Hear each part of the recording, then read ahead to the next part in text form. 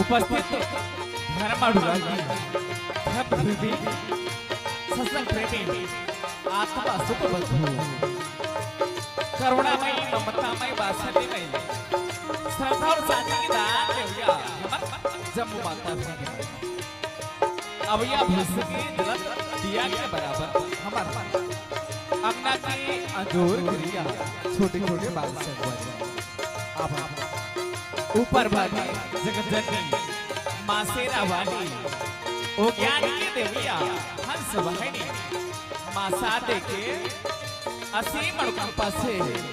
जो कुछ भी हमला ऐसा मतलब हवाए उस समय के सदुपयोग करके जसगीत गावत अपन युहाला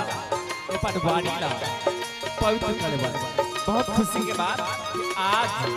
आपके पावन ग्राम एक खल्लारी माँ और शक्ति की देवी माँ दुर्गा जी की स्थापना करे और 2 दिवसीय जसगीत प्रतियोगिता के आयोजन करे हो। अरे माँ हम से छोटे छोटे अबोध लेखा मल्ला जसगीत गाय के सुखा अवसर देव एक पर ए मंच में विराजमान नीम छिर विवेकी आदरणीय निर्णायक महोदय और कोयलिकस उत्तर बुलिया आदरणीय उद्घोषक महोदय के चारित हमार श्री राम जानकी जस भाग्य मंडली ग्राम फरी टोला पोस्ट मगचुआ तहसील डौंडी लोहारा जिला बालोद की ओर से कोट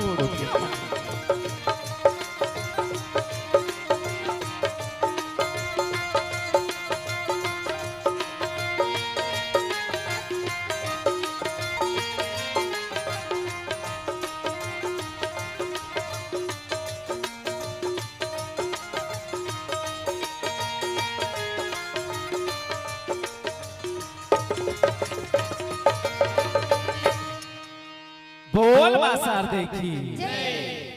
या देवी सर्वभूतेषु विद्यारूपेण संसिता नमस्तस्यै नमस्तस्यै नमस्तस्यै नमो कि भरे बीच दरबारी सारी दे पहली तोला मनावत हो आके रख दिलाज हमर वो मैया यो सरन गोहरावत हे मैया सारी दे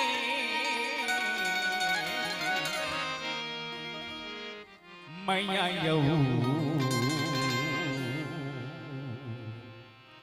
दूला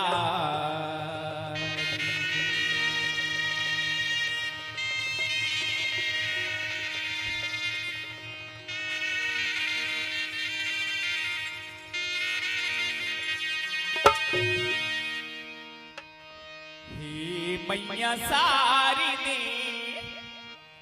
मैया ओ दुलारी दे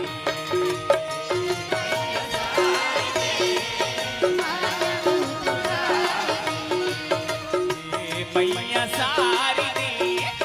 मैया ओ दुलारी दे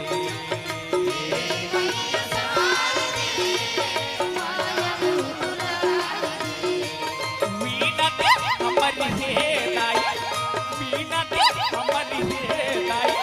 भाव सागर ले तार दे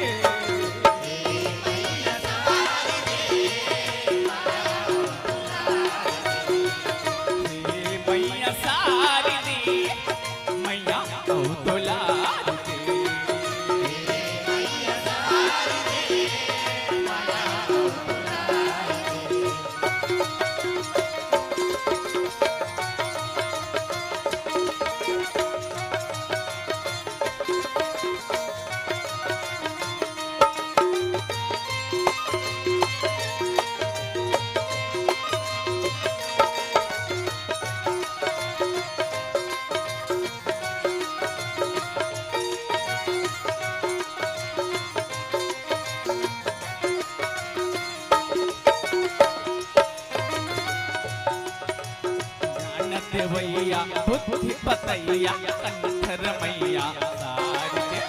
सूरी सजैया ताल मिलैया सरग मिला सामार सरग मिला